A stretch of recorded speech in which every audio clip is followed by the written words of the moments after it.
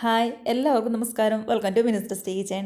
അപ്പോൾ ഇന്നത്തേത് ഒരു സിമ്പിൾ സ്നാക്സിൻ്റെ റെസിപ്പി കേട്ടോ. ഒരു പഴുത്ത പഴവും അതേപോലെ തന്നെ 2 ബ്രെഡ് ഉപയോഗിച്ചുകൊണ്ട് ഏറ്റവും എളുപ്പത്തിൽ നമുക്ക് ചെയ്തെടുക്കാൻ പറ്റാവുന്ന ഒരു സ്നാക്സാണ്. അപ്പോൾ സ്നാക്സ് എന്ന് പറയുമ്പോൾ നല്ല സ്വീറ്റ് ആയിട്ടുള്ള ഒരു റെസിപ്പിയാണ്. ഒരു 10 മിനിറ്റ് ഏറ്റവും കൂടി പോയി കഴിഞ്ഞാൽ നമുക്ക് റെഡിയാക്കി എടുക്കാനായിട്ട്. അപ്പോൾ നല്ല ടേസ്റ്റി ആയിട്ടും അതേപോലെ നല്ല ഹെൽത്തി ആയിട്ടുള്ള ഈ റെസിപ്പി എല്ലാവരും ട്രൈ ചെയ്ത് നോക്കുക. നമുക്ക് ഒട്ടും തന്നെ സമയം കളയാതെ നേരെ വീഡിയോയിലേക്ക് പോവാം. അപ്പോൾ നമ്മുടെ റെസിപ്പി ചെയ്തെടുക്കാനായിട്ട് ഞാൻ ആദ്യം പറഞ്ഞ പോലെ തന്നെ ഒരു പഴുത്ത പഴവും അതേപോലെ തന്നെ 3 ബ്രെഡുമാണ് ഞാനിവിടെ എടുത്തിരിക്കുന്നത്.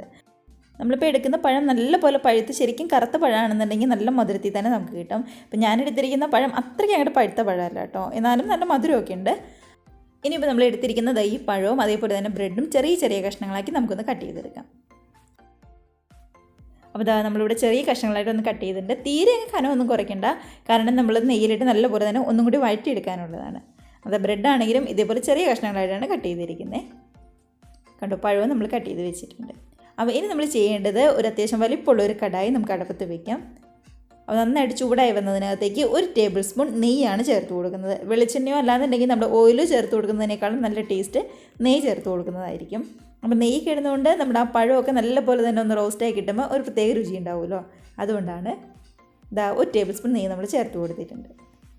അപ്പോൾ നെയ്യൊക്കെ നല്ലപോലെ ചൂടായി വരുമ്പോൾ ആദ്യമേ നമുക്ക് റെഡിയാക്കി വെച്ചിരിക്കുന്ന നമ്മൾ കട്ട് ചെയ്ത് വെച്ചിരിക്കുന്ന പഴം ഉണ്ടല്ലോ, അത് നമുക്ക് ഇതിനകത്തേക്ക് അങ്ങ് ചേർത്ത് കൊടുക്കാം.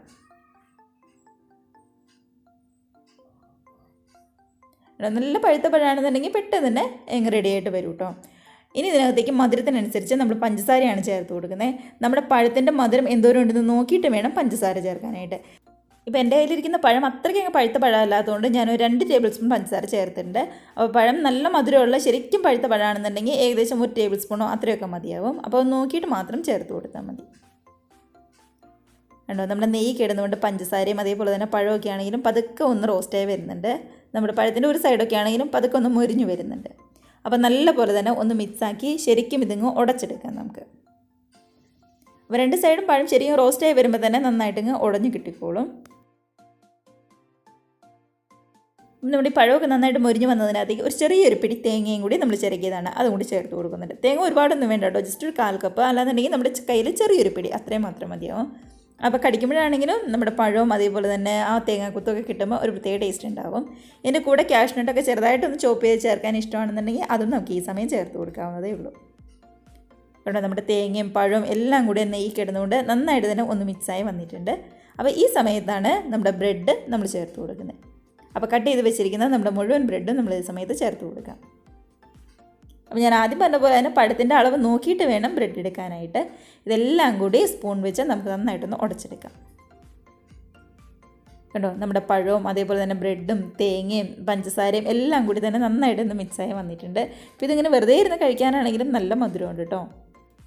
അപ്പോൾ നമ്മുടെ സ്പൂൺ വെച്ച് തന്നെ നല്ല പോലെ ഒന്ന് മിക്സാക്കി ശരിക്കും നമ്മുടെ പഴവും ബ്രെഡും ഒക്കെ ഒന്ന് ഉടച്ചെടുത്തതിന് ശേഷം നമുക്ക് ഗ്യാസ് അങ്ങ് ഓഫ് ചെയ്യാം. അപ്പോൾ ഇനി ഇതിൻ്റെ വലിയ തീ ചൂടൊന്ന് ആറിക്കഴിഞ്ഞതിന് ശേഷം വേണം കയ്യിൽ വെച്ച് നല്ല പോലെ തന്നെ ഒന്ന് മിക്സ് ചെയ്തെടുക്കാനായിട്ട്.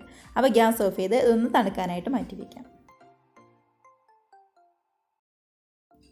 ഇപ്പോൾ വലിയ തീ ചൂടൊന്നും അറിയണ്ട, എന്നാൽ ചെറിയൊരു ചൂടുണ്ട് താനും. അപ്പോൾ നമ്മൾ ആ ചെറിയ ചൂടിൽ പഴവും അതേപോലെ തന്നെ ബ്രെഡും കൈവച്ചതായി ഇതേപോലെ നന്നായിട്ടങ്ങ് ഉടച്ചെടുക്കുകയാണ് ചെയ്യുന്നത്.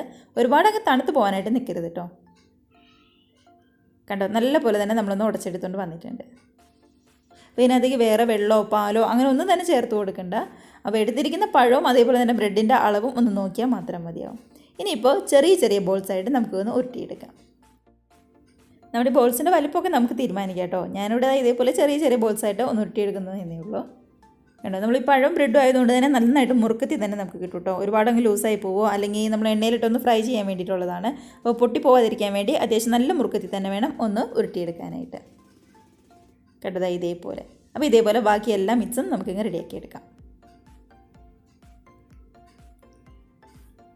ഇപ്പോൾ കണ്ടോ, ഏകദേശം ഒരു 9 ബോൾസാണ് നമുക്കിവിടെ കിട്ടിയിരിക്കുന്നത്. ഒരു മീഡിയം സൈസുള്ള 9 എണ്ണം. അപ്പോൾ എടുക്കുന്ന പഴത്തിൻ്റെ ബ്രെഡിൻ്റെ അളവനുസരിച്ച് എണ്ണത്തിലും അങ്ങോട്ടോ ഇങ്ങോട്ടോ ഒക്കെ നമുക്ക് വ്യത്യാസം വരും. അപ്പോൾ ടേസ്റ്റൊക്കെ ഇഷ്ടമാണെന്നുണ്ടെങ്കിൽ നമുക്ക് 2 പഴവും അതേപോലെ തന്നെ ഒരു 5 ബ്രെഡൊക്കെ എടുത്ത് നമുക്ക് ചെയ്യാവുന്നതേ ഉള്ളൂ. അപ്പോൾ നമുക്കൊന്നും കൂടി ഒന്ന് ഫ്രൈ ചെയ്തെടുക്കണം. അപ്പോൾ അതിനായിട്ട് ഇവിടെ എണ്ണയൊക്കെ നന്നായിട്ട് ചൂടായി വന്നിട്ടുണ്ട്. അപ്പോൾ നന്നായിട്ട് ചൂടായതിന് ശേഷം ഗ്യാസ് ഒരു മീഡിയത്തിലേക്ക് വേണം മാറ്റാനായിട്ട്. അതിനുശേഷം റെഡിയാക്കി വെച്ചിരിക്കുന്ന ഓരോ ബോൾസും നമുക്ക് എണ്ണയിലേക്കിട്ട് നമുക്കൊന്ന് ഫ്രൈ ചെയ്തെടുക്കാം. ഒരുപാട് സമയമൊന്നും വേണ്ട കേട്ടോ, പെട്ടെന്ന് റെഡി ആയിട്ട് വരും. കാരണം ഓൾറെഡി എല്ലാം നന്നായിട്ട് തന്നെ ഒന്ന് വെന്തിരിക്കുന്നതാണ്. ഇനി പതുക്കെ ആ മേൽഭാഗം ഒന്ന് മൊരിഞ്ഞ് വന്നാൽ മാത്രം മതിയാവും. കണ്ടോ, ഒരു വശമൊക്കെ പതുക്കെ ഒന്ന് മൊരിഞ്ഞ് കളറൊക്കെ ഒന്ന് മാറി വരുമ്പോൾ പതുക്കെ ഒന്ന് മറിച്ചിട്ട് കൊടുത്ത് 2 വശം റെഡി ആയി കഴിയുമ്പോൾ ഇങ്ങനെ എടുത്ത് നമുക്ക് കോരി മാറ്റി വയ്ക്കാം. നല്ല മുറുക്കത്തിൽ തന്നെ ആയതുകൊണ്ട് എണ്ണയിലേക്ക് ഇട്ട് കഴിയുമ്പോൾ ഒട്ടും തന്നെ പൊട്ടിയൊന്നും പോകാതെ നമുക്ക് നന്നായിട്ട് കിട്ടുന്നുണ്ട് കേട്ടോ. കളറൊക്കെ ഒന്ന് മാറി നന്നായിട്ട് തന്നെ വന്നിട്ടുണ്ട്. അപ്പോൾ ഇതിങ്ങനെ എടുത്ത് മാറ്റിയിട്ട് ബാക്കിയുള്ള ബോൾസും ഇതേപോലെ ഒന്ന് പെട്ടെന്ന് ഫ്രൈ ചെയ്തെടുത്തുകൊണ്ട് വരാം. അപ്പോൾ എല്ലാവരും കണ്ടല്ലോ, ഇതേപോലെ പഴവും ബ്രെഡും അതേപോലെ തന്നെ തേങ്ങ ഉപയോഗിച്ചുകൊണ്ട് ഏറ്റവും സിമ്പിളായിട്ട് നമുക്ക് ചെയ്തെടുക്കാൻ പറ്റാവുന്ന നല്ല ഹെൽത്തി ആയിട്ടുള്ള റെസിപ്പി തന്നെയാണ്. അപ്പോൾ 2 ബ്രെഡൊക്കെ ബാക്കിയുണ്ടെന്നുണ്ടെങ്കിൽ അതേപോലെ തന്നെ ഒരുപാട് കറുത്ത പഴമൊക്കെ ബാക്കിയുണ്ടെന്നുണ്ടെങ്കിൽ ഇതേപോലെ ഒന്ന് ട്രൈ ചെയ്ത് നോക്കൂ കേട്ടോ. നല്ല സ്വീറ്റ് റെസിപ്പിയാണ്, അതേപോലെ തന്നെ നല്ല ഹെൽത്തി ആയിട്ടുള്ള ഒരു റെസിപ്പിയും കൂടിയാണ്. അപ്പോൾ മറക്കാതെ ട്രൈ ചെയ്ത് നോക്കി കമൻസൊക്കെ ആണെങ്കിലും അറിയിക്കുക.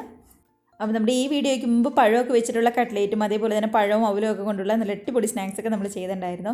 അപ്പോൾ കാണാത്തവരുണ്ടെന്നുണ്ടെങ്കിൽ ഒന്ന് കണ്ടു നോക്കിയോളൂ, ഞാൻ നമ്മുടെ ഡിസ്ക്രിപ്ഷനിൽ ലിങ്ക് കൊടുത്തേക്കാവേ. കൂടെ തന്നെ റെസിപ്പിക്ക് നിങ്ങൾക്ക് ഇഷ്ടമായിട്ടുണ്ടെങ്കിൽ ഒന്ന് ലൈക്ക് അടിച്ച് മറ്റുള്ളവരെ കൊണ്ട് ഷെയർ ചെയ്യാനായിട്ട് മറക്കരുതേ. അതേപോലെ തന്നെ ആദ്യമായിട്ട് നമ്മുടെ ചാനൽ ആരെങ്കിലും കാണുന്നവരുണ്ടെങ്കിൽ റെസിപ്പിക്ക് ഇഷ്ടമായിട്ടുണ്ടെങ്കിൽ പ്ലീസ് നമ്മുടെ ചാനലും കൂടി ഒന്ന് സബ്സ്ക്രൈബ് ചെയ്ത് സപ്പോർട്ട് ചെയ്യാം കേട്ടോ. അപ്പോൾ നമുക്ക് ഇതേപോലുള്ള പുതിയ വീഡിയോസൊക്കെ ആയിട്ട് വീണ്ടും കാണാം. അതുവരെ എല്ലാവരും നല്ല ഹാപ്പി ആയിട്ട് ഹെൽത്തി ആയിട്ട് സേഫ് ആയിട്ട് ഇരിക്കുക. ബൈ.